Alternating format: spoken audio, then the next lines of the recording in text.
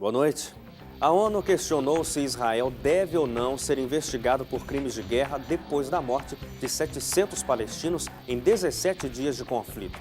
Muitos países, incluindo alguns dos mais importantes, sequer responderam. Os Estados Unidos apoiaram Israel e disseram não ao pedido de investigação. Mas o Brasil, na tentativa de se qualificar para um lugar no Conselho de Segurança da ONU, não poderia se abster e disse sim.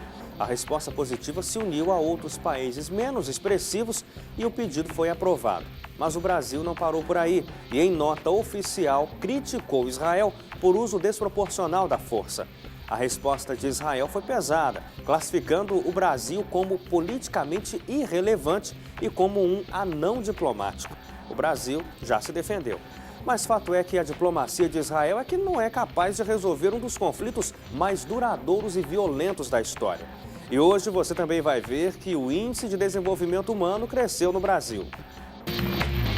Mas a desigualdade social ainda é o desafio do país. O governo russo se defende e diz que acusações americanas sobre o avião abatido não têm provas. Elas, no comando, eleições deste ano têm mais candidatas que a anterior. E ainda, diversão e igualdade. No NT Vale de hoje, conheça um parque adaptado para crianças portadoras de deficiência física em São Paulo.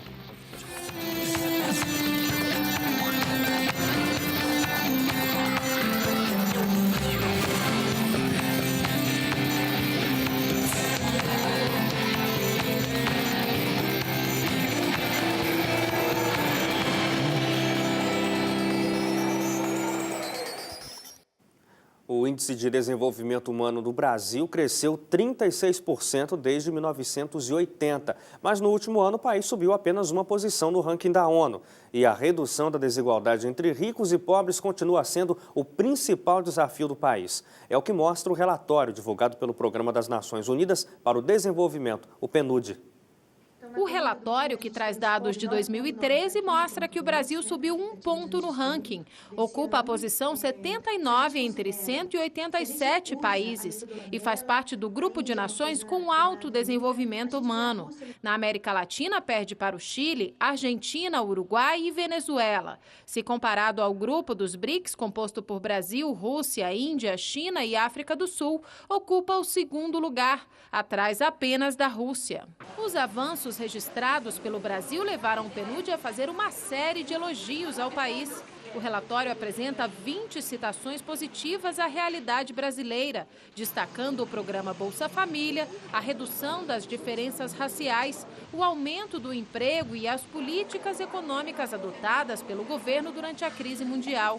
A gente considera que o progresso alcançado até o momento ele é consistente, ele é importante e as ameaças são as ameaças que todas as sociedades estão sofrendo no mundo inteiro. Quando o IDH é ajustado à desigualdade, fica claro que ainda há no Brasil um grande fosso entre ricos e pobres. O índice brasileiro cai para 0,542, uma redução de 27%. O fator que mais conta para essa redução é a má distribuição de renda, que pode ser sentida em periferias por todo o país. Neste bairro pobre de Brasília, a população reclama por serviços básicos. Melhorou, mas ainda está muito por desejar ainda, né? Precisa de mais segurança, educação. A educação está praticamente 80% não é, fracassada.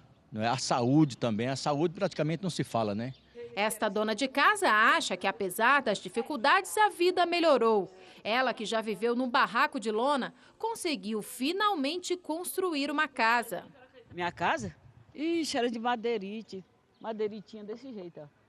Pois é, agora não, construí, mas não fiz quase nada, só mesmo construí tijolo. Para o doutor em Ciências Políticas, Vicente Fonseca, o Brasil é um país de desigualdades regionais que só serão reduzidas por meio da educação.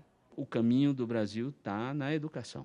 O bem-estar humano do Brasil, o Brasil só será realmente um país onde se pode dizer realizado do ponto de vista qualitativo de evolução humana, quando tivermos um sistema educacional de referência mundial.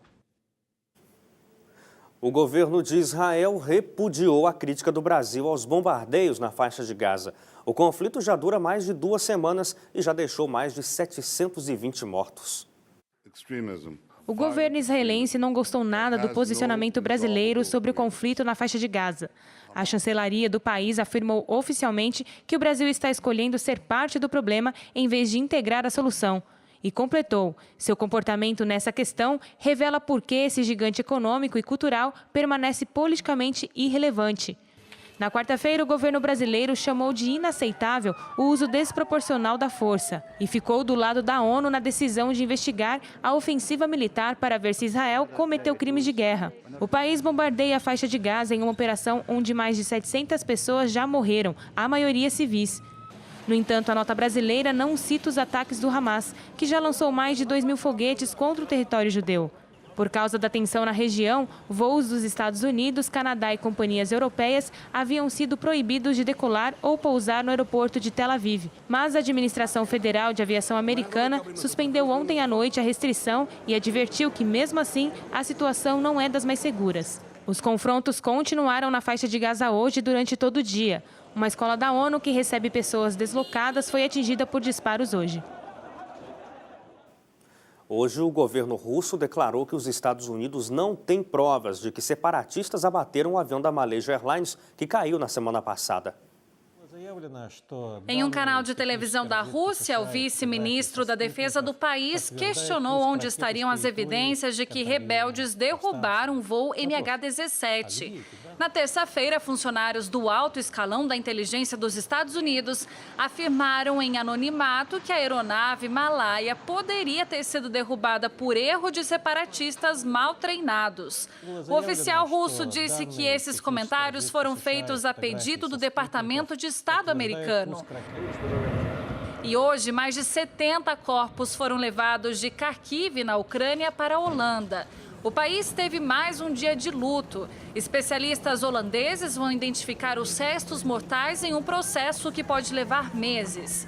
No dia 17 de julho, 298 pessoas morreram quando o Boeing 777 foi aparentemente derrubado por um míssil e caiu em uma zona controlada por separatistas pró-Rússia no leste da Ucrânia. Um avião com 116 pessoas a bordo caiu na África. A aeronave é operada pela companhia aérea Air Algérie, mas pertence à empresa espanhola Swift Air. O voo decolou de Burkina Faso, na costa oeste, e deveria pousar em Argel, capital da Argélia, 4 horas depois. O último contato foi feito 50 minutos depois da decolagem. Segundo o ministro das Relações Exteriores da França, o avião provavelmente caiu. Subiu para 48 o número de mortos na queda de um avião em Taiwan. Outras 10 pessoas ficaram feridas no acidente. A companhia aérea Transásia prometeu indenizar os feridos e as famílias dos mortos, inicialmente com $6.500. Autoridades disseram que a aeronave tentou pousar com tempo ruim e acabou batendo na segunda tentativa e pegando fogo. Um homem condenado à morte agonizou durante quase 2 horas após receber uma injeção letal. Joseph Wood, condenado por matar a ex-namorada e o pai dela em 1989, foi executado no estado americano do Arizona. Segundo o advogado dele, o coquetel injetado falhou. Agora são 7h08 no horário oficial de Brasília e, a seguir, elas querem dirigir o país. Este ano, o número de mulheres candidatas é maior do que nas últimas eleições.